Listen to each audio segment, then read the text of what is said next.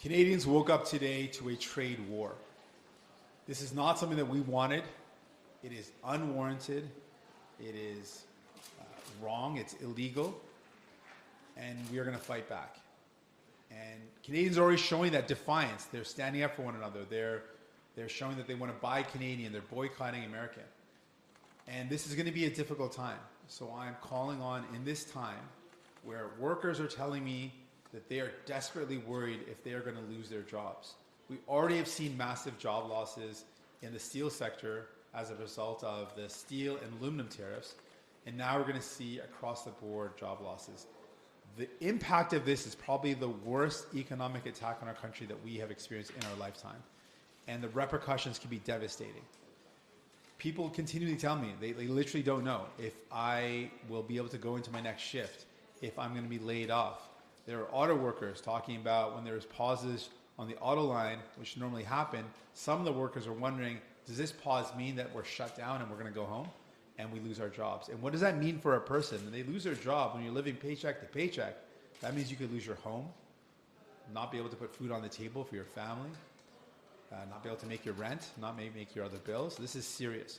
Given the gravity we're up against, I'm calling on an emergency session of Parliament, like we had in the pandemic. What we're witnessing could be worse than the pandemic, and very likely will be worse. But Canadians are ready to fight back, and so my promise is we should fight back as well as elected officials. So an emergency session of Parliament where we do three things. One is we need to put in place supports for workers. Workers are already impacted. We need immediate supports. I'm calling on EI to be immediately reformed so it is covering enough workers. It's a sufficient amount to cover people's bills, and it's quick. People can get it quick enough so that they can actually come in and support them. Secondly, we need to create good jobs in Canada. And so that build Canadian, buy Canadian plan at the federal level needs to be there so we can build more and create good jobs in this difficult time.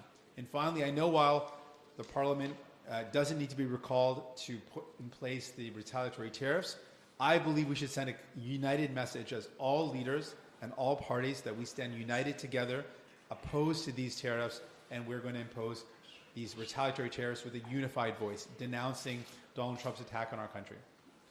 This is a time that calls for us to step up, to be united, and to fight back. And so I'm calling for an emergency session of Parliament to do exactly that. Ce qu'on a vécu maintenant, aujourd'hui, c'est une guerre commerciale. C'est une guerre qu'on n'a pas voulu, mais c'est une guerre dans laquelle on se retrouve. À ce moment, on a des travailleurs qui ont peur qu'ils vont perdre leurs emplois. Mais qu'est-ce que ça veut dire pour une famille qui a de la difficulté à rejoindre le debout? Ça veut dire qu'ils ont peur qu'ils vont perdre leur maison. Ils ne peuvent pas payer les factures, les hypothèques. Ils ont peur qu'ils ne peuvent pas faire l'épicerie pour leur famille, pour nourrir leur famille.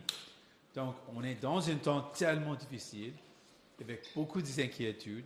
C'est tellement grave. Et c'est pourquoi aujourd'hui, je demande que le gouvernement qu'on rappelle le Parlement pour mettre en œuvre ensemble des mesures pour protéger les travailleurs, pour créer des bons emplois et pour dire avec une voix claire et unie que nous sommes contre la décision de Donald Trump et nous sommes d'accord avec les tarifs de représailles. C'est maintenant le moment de mettre en priorité les gens, les travailleurs, et je suis prêt de faire ça. With that, I'm ready for any questions. Mr. Singh, can you just elaborate more on what type of measures you'd like to see in support of workers or businesses? Are you looking for pandemic-style relief? We're in what could be worse than the pandemic in terms of the impacts to our economy and to workers. So we need across-the-board supports for workers impacted. My first reaction now is we need EI that is actually up to the task. And so we've been calling for reforms for a while now. I want that to be put in place. EI that is quicker to access, that covers more workers, that is the sufficient amount so you can actually pay your bills. The current replacement fee or the replacement salary is not enough to cover the cost for many families. So we need an adequate EI to meet the needs of today. Ça serait combien l'augmentation de l'assurance emploi? Vous voulez une augmentation de combien des montants en pourcentage? Le but que j'ai pour l'augmentation, c'est une assurance emploi qui couvre tous les gens. À ce moment, ça couvre seulement 40% des gens. Donc, on a besoin d'une assurance emploi qui couvre tous les gens qui travaillent. Particulièrement avec la crise que dans laquelle on se retrouve, on a besoin d'une assurance emploi qui fonctionne. Donc, ça, c'est un niveau. Deuxième élément, c'est on doit avoir accès plus rapidement. Parce qu'à ce moment, il y a un délai qui est trop long, particulièrement quand les gens vont perdre leurs emplois tout de suite. Et finalement, le montant que les gens reçoivent, qui remplace le salaire, ce n'est pas adéquat pour les coûts dans leur vie. Donc, ce sont les éléments que je veux voir une augmentation. You said in the past that you want to vote down the government at your earliest opportunity. Do you still stand by that statement, and do you think now is the time for an election? Now is the time to put workers first. We're literally in a trade war. And I can't imagine any opposition leader that wouldn't want to support a package to help workers impacted by this. We did that during the pandemic. We came together. We need to have that same approach now. So my answer to that is we need supports for workers first, put in place working, an election afterwards. And what's the plan for, I mean, how long would you see something like that? This tariff war could go on for 4 years. So how long would these measures that you're suggesting go on for? And how are we paying for it? So the employment insurance should be permanent changes to the employment insurance that cover workers when they're impacted.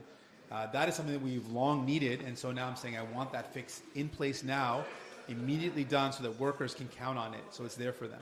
And then the measures in terms of the economic stimulus, well, we need it immediately. We need a short-term fix. And as we move towards building a more resilient economy, we can look at ways to adjust it.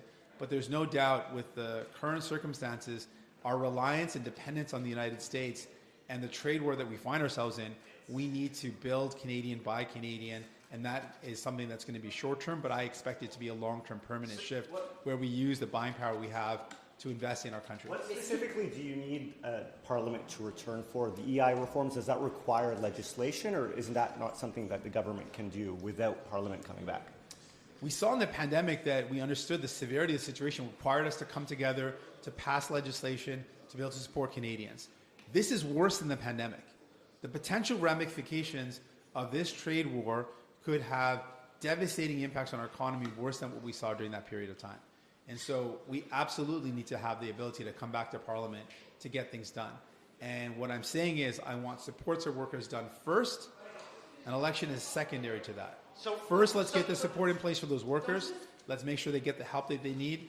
People are already losing their jobs, and then we can worry about an election after that. So you would need to see this legislation, or if it would require legislation, see it receive royal assent before you'd be comfortable going to an election? Obviously, if there was legislation towards that, it would die on the order paper once an election was called. So is that what you're saying? You'd need to see it become law or pass through the Senate and return back? Yeah, I don't want just a lip service. I want protections in place for workers, passed and implemented, helping out people.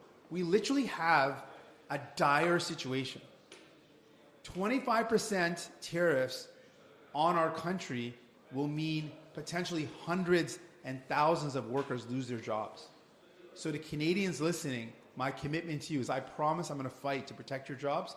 I promise I'm going to fight to make sure workers impacted get help. And I promise that I'm going to put in place supports that I can do so that people who are worried about the cost of living that's already so high going up, I'm going to fight to make sure life is more affordable. Juste en français, s'il vous plaît. Donc, vous vous engagez à ne pas faire tomber le gouvernement libéral jusqu'au moins début avril, si vous voulez qu'il y ait tout un appui là, qui soit mis en place pour les travailleurs. Vous vous engagez à ne pas le faire tomber pendant plusieurs semaines jusqu'au début du mois d'avril?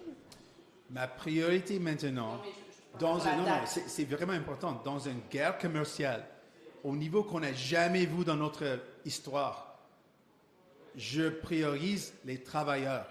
Je priorise le passage des protections pour les travailleurs premiers et puis une élection avant ça. Mais c'est premier, on doit après ça. Donc, on doit avoir des protections en place pour les travailleurs. Et puis... Ça prend des semaines. Oh, absolument. On a besoin des protections. Si la question c'est quoi la priorité pour moi? Dans une guerre commerciale au niveau qu'on se retrouve à ce moment, ma priorité, c'est les travailleurs. Et maintenant, c'est fait. Donald Trump a annoncé aujourd'hui, le matin, 12h01, on est dans une guerre commerciale à ce moment. Et avec des impacts désastreux. Donc, premièrement, on doit avoir des protections en place. Il n'y a aucune protection en ce moment pour les travailleurs.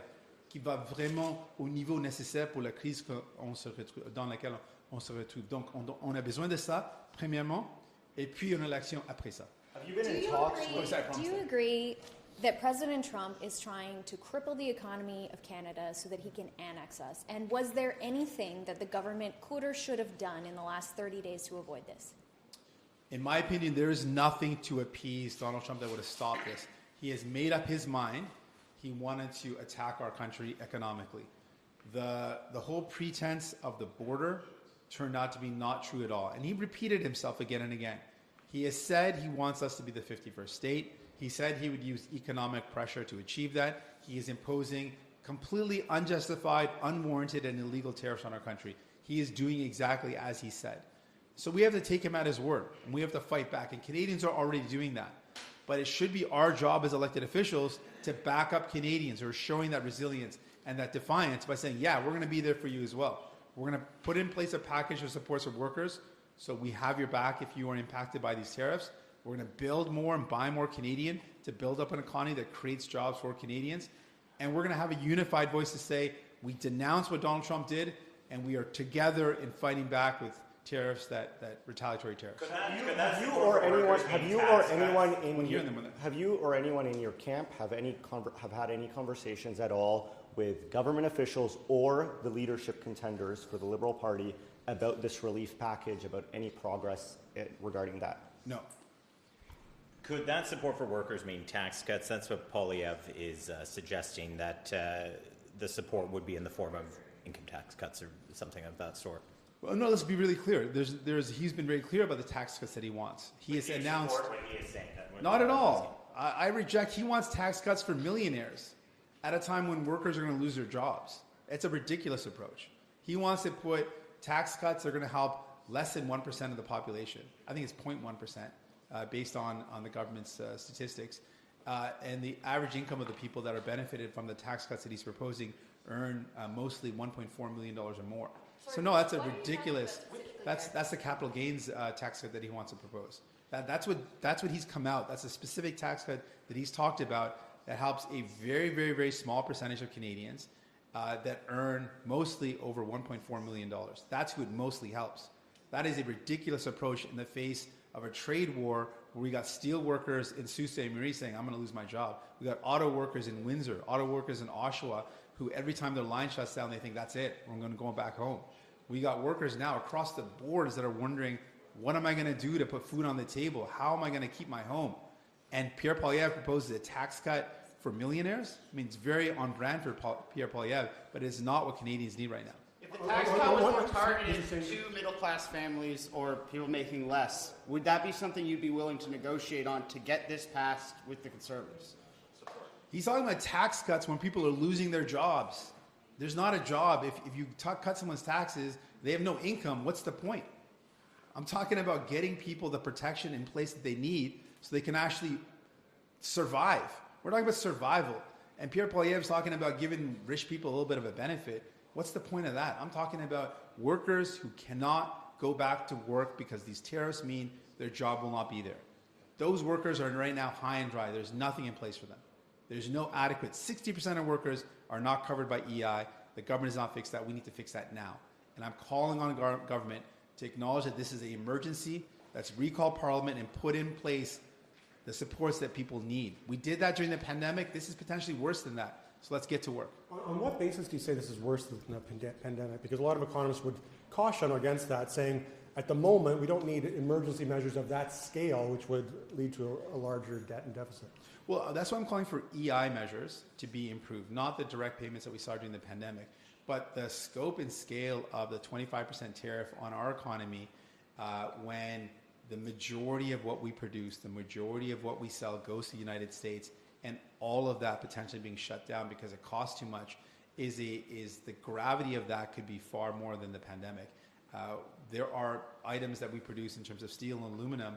If the tariffs are stacked, as we know is potentially going to happen, it could mean that our entire industry gets shut down. The automotive sector, these are good paying jobs. All those jobs would be lost. The impact is devastating. And it could be, as I'm highlighting that, worse than what we saw during the pandemic, given the scope and given the breadth of what these tariffs could do. we've got to be ready for people. Trump's reaction today to Canada's announcement that we would be putting in place retaliatory tariffs was to say that if we retaliate, he will add reciprocal tariffs on top of the retaliations and on top of what he has already done. At what point do we stop escalating? We have to fight to win.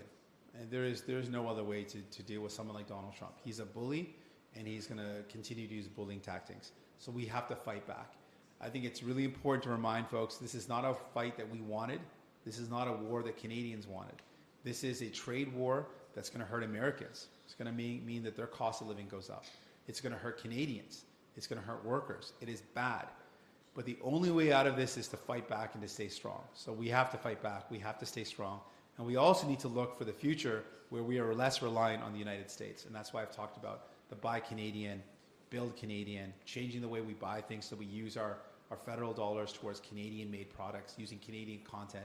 We've got to really reshape our economy so that we're more resilient and look to other trade partners. But what we're up against right now is serious. And my commitment to Canadians who are watching this today is that I'm going to fight like hell for you. Thank you so much, Missy.